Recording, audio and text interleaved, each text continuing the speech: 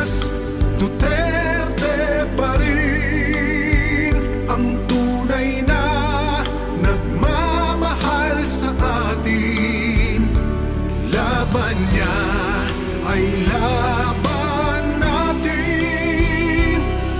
Pilipinas, Duterte pa rin. Target, ang daming magnanakaw, ang daming mga adik, mga krimen. Bakit ang tao nagsasalita na ayaw ng korupsyon?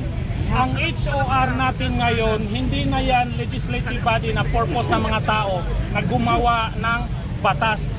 They are already weaponized to silence us. Look at HOR, look at the congressman. Anong meron?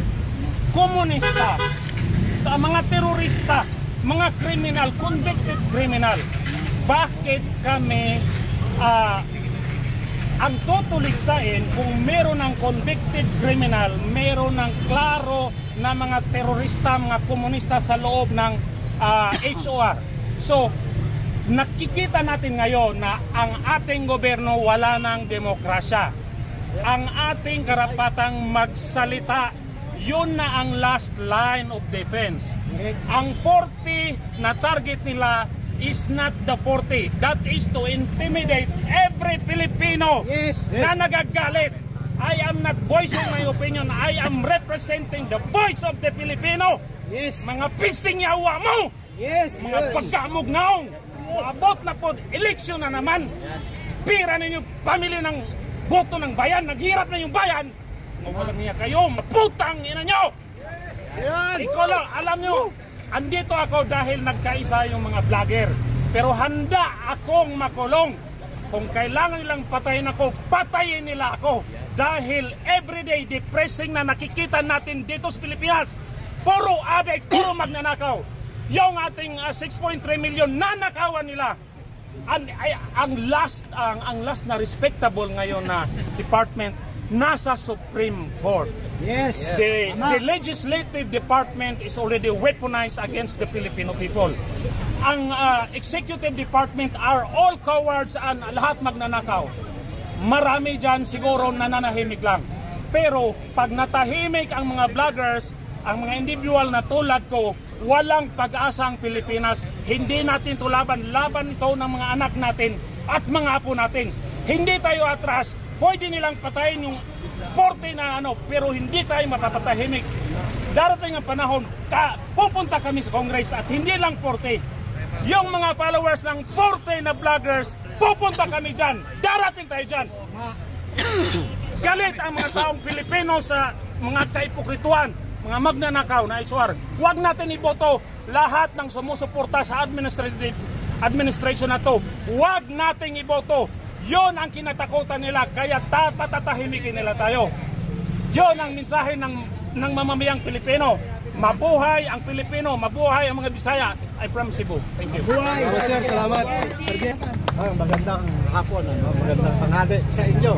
Nandito tayo para questionin yung motibo nitong House of Representatives.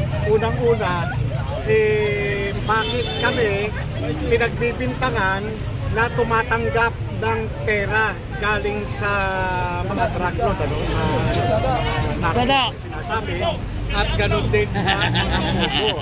Ang tanong lang naman simple, diba? Sino ba ang mga nagbago ang buhay? Diba? Sino yung mga naka-bulletproof ngayon? Sino yung mga nagsusuot ng mga milyong-milyong halaga ng alahas? Sino yung mga nagsusuot ng mamahaling mga accessories? Mga bag, sapatos, sinturon, damit. Diba? Kung ikaw ay naglilingkod sa taong bayan, nagseserbisyo ka,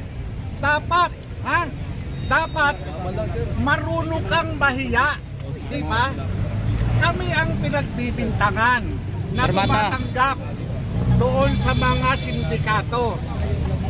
Hindi kaya kayo, yung sinasabi ninyo kami ay tagapagtanggol ng mga narko at saka ng mga pogo, hindi kaya kayo ang mga narco politician? Di ba? tignan ninyo yung mga sarili nyo. Tignan ninyo kung ano yung binibintang nyo sa amin, kayo yan. Di ba? Nagtatago kayo, ha?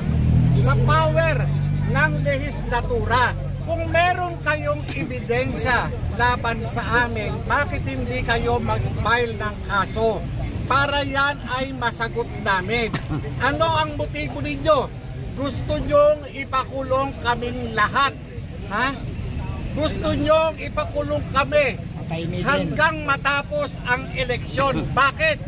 Para hindi namin mailantad ang mga kabulukang ginagawa ninyo, ang mga pag-aabuso na ginagawa ninyo sa inyong tungkulin, yung mga pagdanakaw ninyo.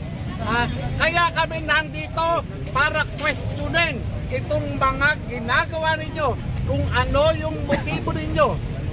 Kaya kami nandito. Akala ninyo, basta-basta kami kakagat sa mga inilatag nyong pain. Yung inilatag nyong lambat, walang silbi. Walang silbi. Nagpauto na naman kayo. Akala nyo maiisahan nyo ang mga vloggers.